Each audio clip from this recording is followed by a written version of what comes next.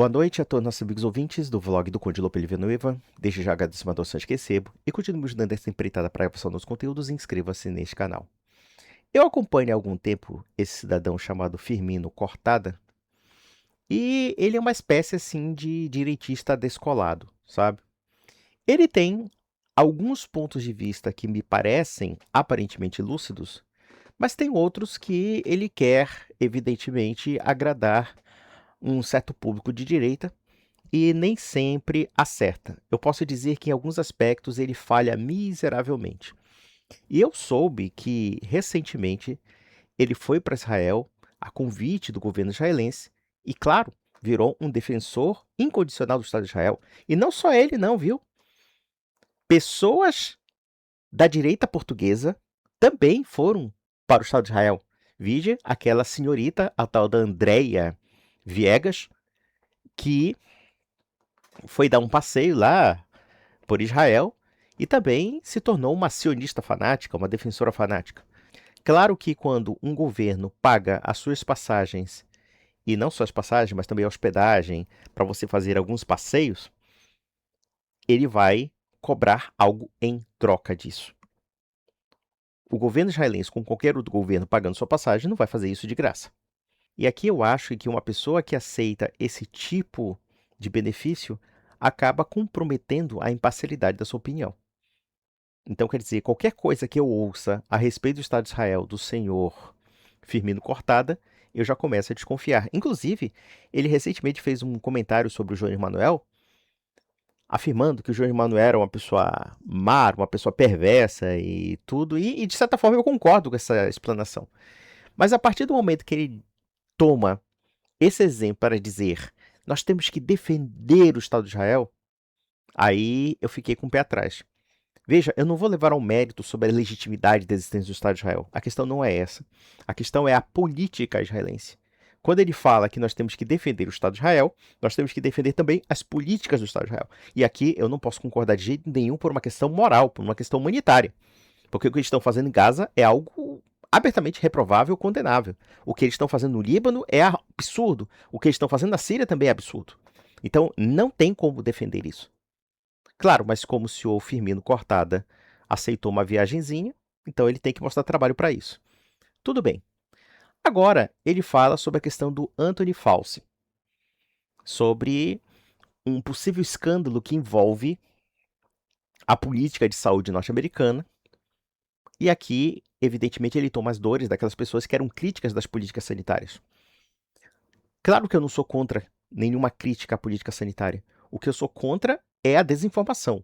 O que eu sou contra é a insanidade, dentre tantas e tantas outras coisas. Vamos analisar o que ele vai falar e vamos fazer, evidentemente, os seguintes comentários. Pedido de desculpas à população. Gente, vocês lembram o que a gente passou? Empresa quebrando, demissão em massa, a gente trancado 1 ano em casa, desenvolvendo depressão, síndrome do pânico, crise de ansiedade. A gente impedido de ver parente. 2020, meu pai passou o ano na fazenda. Eu vi meu pai 3 vezes aquele ano. Não tinha debate, não tinha espaço para pergunta, para questionamento. Se você falasse, será que eu concordo com isso? Será chamado de negacionista. Bom, a coisa não é tão simples assim. Observe que nós tivemos uma crise sanitária mundial. E a doença estava se espalhando incontrolavelmente. Dizer que não haveria necessidade de certas medidas de distanciamento social me parece algo muito, muito forçado. Porque, querendo ou não, o vírus se espalha através de pessoas. E quanto mais contato, mais pessoas contaminadas. Isso me parece bastante lógico. Se o Anthony Fauci pressupõe outra coisa ou não, e se essas políticas podem ser questionadas, sim, eu não discordo do questionamento dessas políticas. Mas pelo menos esses questionamentos que o sejam de uma forma séria, coisa que não acontecia. Porque a resposta contra a quarentena, a resposta contra o isolamento social, era muitas vezes relacionada a um extremo oposto. Era simplesmente negar, sim, que a pandemia estava matando uma porrada de gente. Era negar, sim, que os hospitais estavam sobrecarregados e não tinham chances de atender uma demanda absurda de pessoas doentes. Então, é isso que nós temos que ver. Se, por um lado, nós podemos ver, sim, excessos, erros na política sanitária, muito pior são aquelas pessoas que questionavam essa política. Porque não era o problema de questionar a política, mas sim a forma como essa política foi questionada. Quando, por exemplo, observamos um governo que, em nome de salvar a economia, queria sacrificar uma parcela significativa de pessoas, é claro que isso nos vincula a um questionamento moral muito sério. É evidente que eu não sou contra a economia. Eu não sou contra as pessoas saírem das ruas. Eu mesmo fui afetado por isso. Eu passei 3 meses sem trabalhar. Eu fiquei trancado dentro de casa. Eu deixei de trabalhar e de ganhar dinheiro por causa disso. Então, quer dizer, eu, comerciante, dependo do público. E por muito pouco, minha loja não fecha. Eu esperei o tempo da fase de pico da doença. E quando a doença começou a arrefecer, eu voltei ao trabalho. Então era basicamente isso. Pode ter havido exageros da política? Pode sim. Mas querer agora atirar pedras e dizer: olha só que absurdo, todo mundo fica isolado, olha só que absurdo, nós devíamos ter tomado realmente ivermectina, azitromicina ou cloroquina. Para com isso, meu. Eu não sei onde vocês querem chegar com isso. Eu acho que sim, uma política sanitária é objeto de críticas, mas façam críticas sérias. Façam críticas razoáveis. Essa que é a grande questão que vocês não entendem. Vejam que muitas das políticas relacionadas à pandemia foram tentativas de se resolver um problema novo. E isso sem prejuízo do fato de que a azitromicina, a ivermectina e a cloroquina foram aplicadas no começo da pandemia. Elas foram aplicadas para ver se havia resultados. E o problema é que não houve. Seria muito bom que esses remédios de fato causassem efeitos contra essa doença, mas não causaram.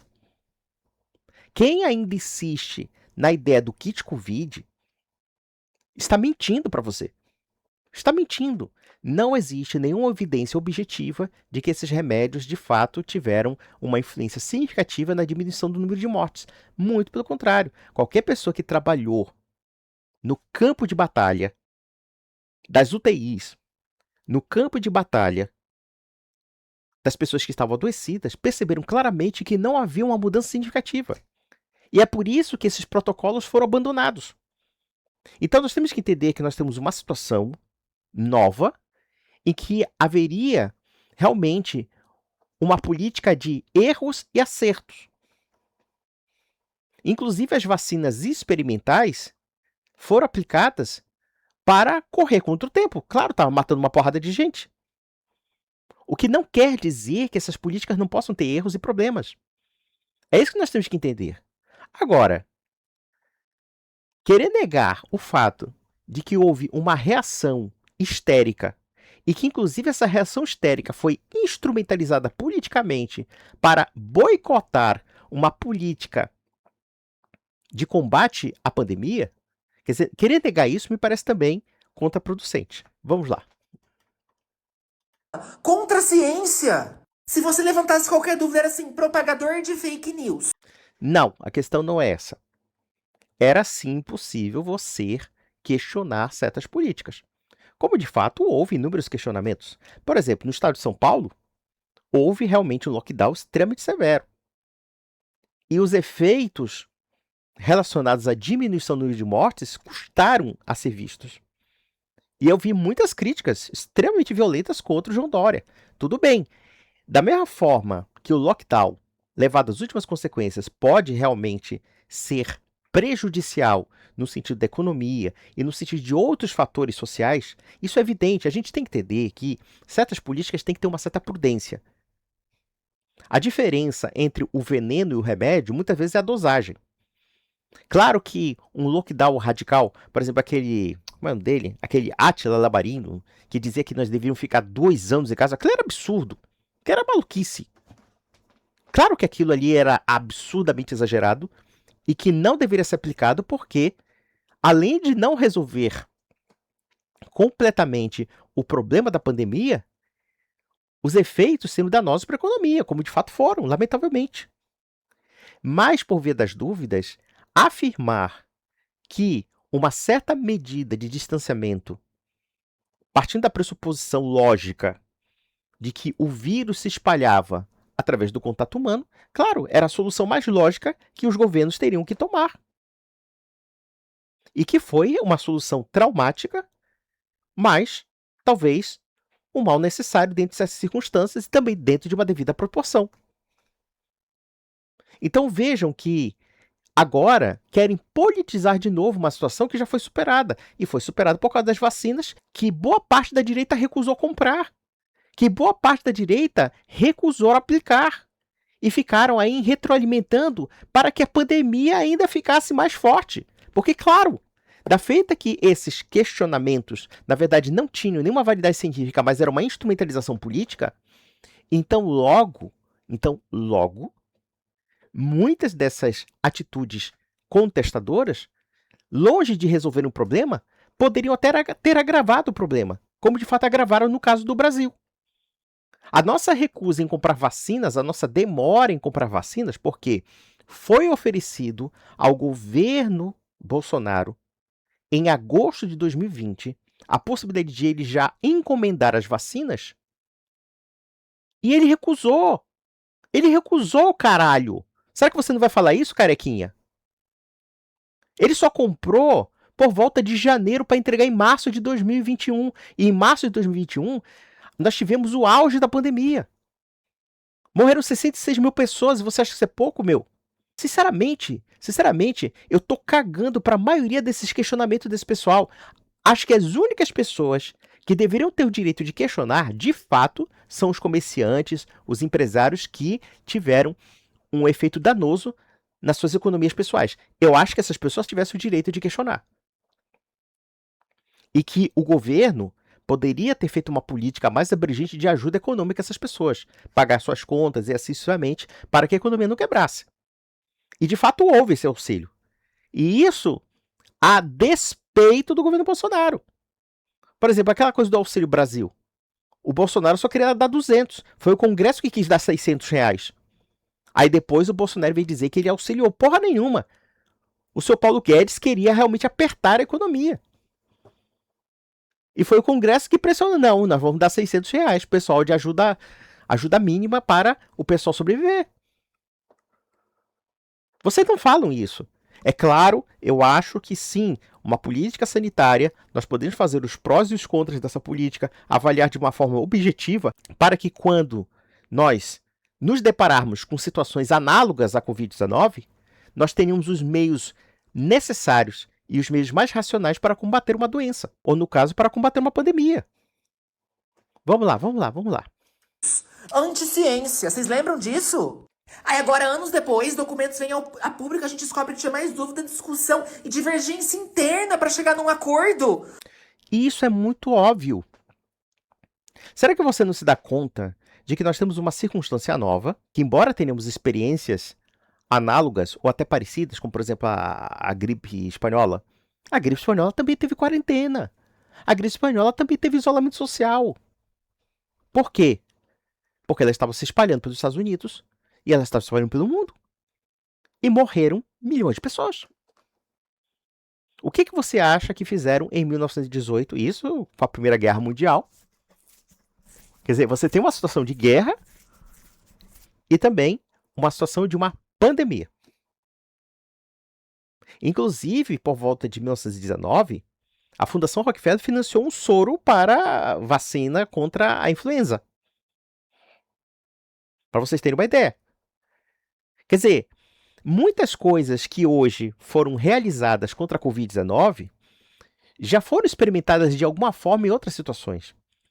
E mesmo assim são objetos de questionamentos.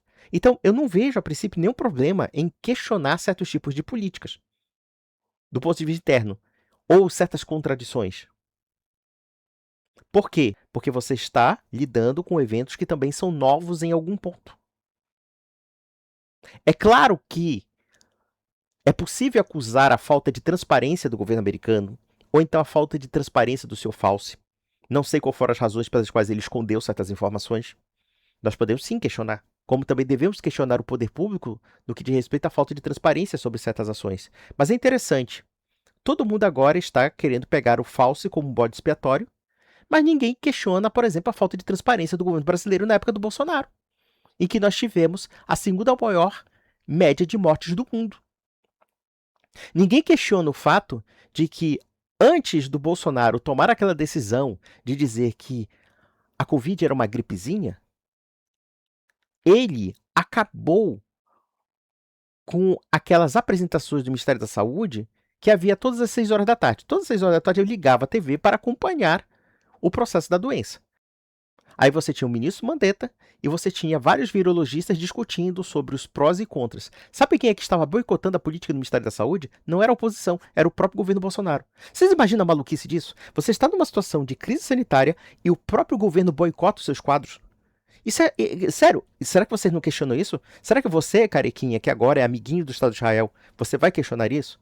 Isso quiçá se você questionar o Estado de Israel, porque eles pagaram a tua viagem, né? Então pronto. É muito cômodo. O que me parece é o seguinte, eu não estou dizendo que o Fauci seja santo. Eu não estou dizendo isso, tá?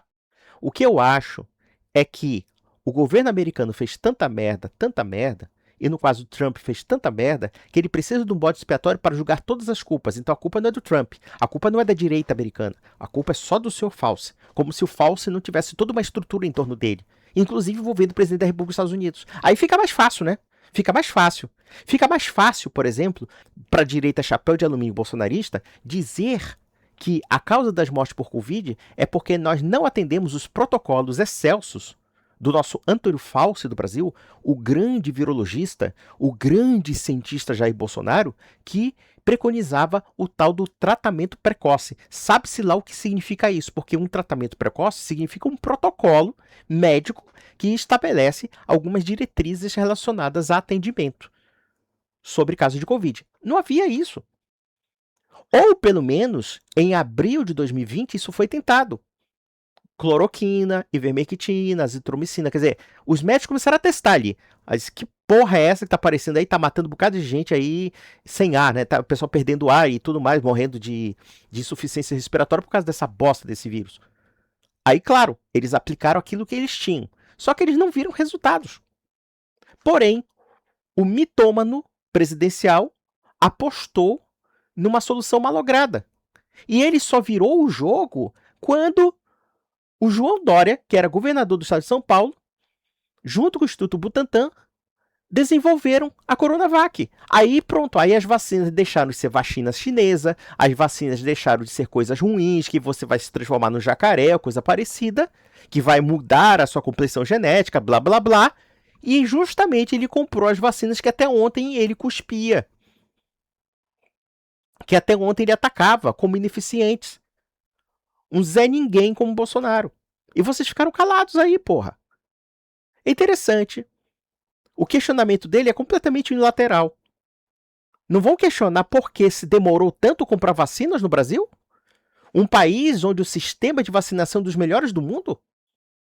Por que será que os ministros do Ministério da Saúde, com exceção daquele Pazuello, que é uma anta, o Tais, o Nelson Tais, que era um médico renomado, o próprio Mandetta era um médico, eles foram expulsos, literalmente defenestrados ali. O Tais não aguentou o boicote do Bolsonaro. Ele pediu demissão. Ele tinha boníssimas ideias para conciliar não somente a pandemia e o isolamento social. Ele tinha projetos para evitar o isolamento generalizado. Sabe o que aconteceu, ô carequinha? O Bolsonaro boicotou o Taishi, boicotou o Mandetta. Sabe por quê? Porque o Mandetta e o Taishi seguiam a sua lógica relacionada aos protocolos do Ministério da Saúde. Mas não, tinha que seguir conforme o médico Bolsonaro. E aí nós nos fudemos, perdemos 700 mil almas, meu filho. O que você quer mais, cara? Você quer agora dar uma de bacanão pra direita brasileira? Ah, porra. Vamos lá. Do que a gente sabia. Vocês não vão pedir desculpa, a imprensa não vai falar disso, vocês vão fingir que nada tá acontecendo. Cara, quem tem que pedir desculpa é a direita brasileira. A direita brasileira que recusou comprar vacina. A direita brasileira que espalhou mentiras sobre a pandemia, dizendo que tudo era alarmismo, quando pessoas estavam sendo expostas ao vírus e estão morrendo. E eu vou dizer mais, Essa demora prejudicou a economia. Porque se nós tomássemos medidas mais básicas, medidas mais diretas, inclusive a compra de vacinas, nós já teríamos resolvido o problema. Não teriam morrido 700 mil pessoas. A economia poderia voltar mais cedo. Mas não. Era o seguinte, olha, você pode se entupir de cloroquina, de vermectina, azitromicina e acabar com seu fígado, tá? Muita gente aí que se entupiu de remédio teve hepatite medicamentosa. Porque cloroquina é um remédio forte, é um remédio para malária. Azitromicina é um antibiótico. Antibiótico não mata vírus não, viu, meu filho? Nem vermectina. Vermífugo vai matar vírus. Não vai, cara. Não vai. Foi essa merda que deu pra vocês. No máximo, tá? No máximo, um remédio antibiótico pode matar as bactérias oportunistas que surgem com relação ao vírus. Mas é só. Mas o vírus, por si só, ele já dá o troco. Eu cansei de ver amigos meus médicos, amigos meus que estavam atendendo na zona de combate da Covid, me mostrando chapas do peito de uma pessoa dominada pelo Covid. A chapa fica totalmente branca do pulmão dele. Cansei de ver isso. Cansei de ver informações de gente desesperadíssima vendo 6, 7 pessoas morrendo por dia numa UTI. Isso é muita coisa. O Brasil chegou ao ponto de morrer 4 mil pessoas por dia vítima de Covid-19. E aí? Isso vocês não perguntam, né? Vocês da direita ficam caladinhos. Porque vocês foram responsáveis por isso. Por essa política assassina. Mas isso não pode ser questionado não, tá? Não pode ser questionado. Sabe por quê? Porque senão o PT volta. Esse cara aqui, o principal nome da medicina, falando que não tem, da medicina mundial, imunologista de combate à pandemia, falando que não tinha evidência científica de 1,8 metros de distanciamento. Isso aí é o governo americano e o seu Antônio Fauci. Se não havia evidências científicas, sim, que ele seja questionado e que ele preste as contas daquilo que ele fala, inclusive, se houver algum tipo de crime ou algum tipo de ilícito nisso, que ele seja responsabilizado. Agora, querer pegar o Fauci como um boneco assim, sabe aquela coisa da malhação do Judas? O Fauci é a malhação do Judas da direita americana e brasileira. Então, eles querem colocar toda a culpa dele, como se o Trump não tivesse nenhum envolvimento nisso, e dizer assim, olha, tudo aquilo que falaram para você sobre a pandemia era falso. Nós é que estávamos certos. É essa a lógica. Cuidado com isso. Eu não estou dizendo que o Fauci seja um fluxicheire aqui, tá? Eu não estou dizendo que o Fauci seja fluxicheire. Ele pode ter mentido? Pode. Ele pode ter falseado? Pode. Ele foi omisso com relação à possibilidade de ter havido um vírus fugido de um laboratório da China? Sim. Mas eu pergunto para vocês uma coisa. O que isso muda do fato de que nós tivemos uma pandemia? Tudo bem, se houve um laboratório chinês que, por engano, ou até intencional, isso é um questionamento válido, pode ter soltado um vírus pelo mundo todo e testado o mundo inteiro, inclusive causado uma crise mundial, a gente não pode negligenciar isso. Agora, esse mesmo pessoal que acusava o vírus chinês, olha, porque o vírus chinês parece a influenza, né? Por que influenza? Porque é a gripe espanhola, né? Por que gripe espanhola? Porque a gripe surgiu na Espanha? Não, não surgiu na Espanha. Se não me falha a memória, surgiu nos Estados Unidos. Era a gripe espanhola porque a Espanha, como um país neutro na Primeira Guerra Mundial, era o único que noticiava as mortes pelo vírus influenza. E aí agora temos o vírus chinês. Tudo bem, o vírus parece ter sido da China mesmo. Mas por via das dúvidas, vocês, por um lado, diziam que o vírus chinês era uma arma biológica da China. Depois vocês diziam que essa arma biológica não matava ninguém. Aí fica difícil, cara. Fica difícil mesmo. Eu acho que a reação contra certos tipos de questionamentos absurdos implicava justamente porque havia uma intenção premeditada de boicote sobre as políticas sanitárias que eram necessárias para salvar vidas. Então nós temos que analisar por vários ângulos isso aqui. É claro que eu não estou dizendo que todos os governos têm razão, ou que todos os governos são sábios, lindos, maravilhosos. Eu acho que os governos quase sempre erram em muitas coisas. Porém, nós também nos deparamos com uma histeria coletiva que negava os fatos evidentes aos nossos olhos. Ou será que o senhor Firmino Cordada não conheceu gente que morreu de Covid? Quantas mentiras são espalhadas em torno do Covid? Quanta desinformação e quanto dessa desinformação foi utilizada para fins políticos? Claro que isso pode se aplicar tanto àqueles que questionavam as políticas sanitárias, mentiram pra caralho, como também pode ser até o Dr. Fauci. Por que não? Isso tem que ser averiguado e pronto. Estamos conversados. Vamos lá. Vocês lembram daquele perfil Brasil Fede Covid? Qualquer pessoa era cancelada. Gente, qualquer. Como que eles chamavam? Encontro clandestino, tinha um nome, como é que era? Aí tinha a historinha que o vírus vinha da China, né? E que era de propósito. A gente não podia falar nesse assunto, era teoria conspiratória. E tá aqui, ó. Os cientistas alertaram o cara que poderia ter sido manipulado em Wuhan e fez reunião pra discutir o caso. Era praticamente uma xenofobia falar isso aqui da China. Isso significa que todas as teorias conspiratórias da pandemia eram verdadeiras? Não! Mas no mínimo ter honestidade para discutir aquilo com o público, para falar a verdade. Sim, nisso eu posso até concordar. Porém, o que você não percebe, senhor Cariquinha, é que isso está sendo instrumentalizado para justamente dar aval a essas fake news, essas mentiras que você está condenando. É essa que é a grande questão. O Dr. Fauci não vai mudar os resultados das vacinas. Ele não vai mudar certas políticas sanitárias que foram um mal necessário.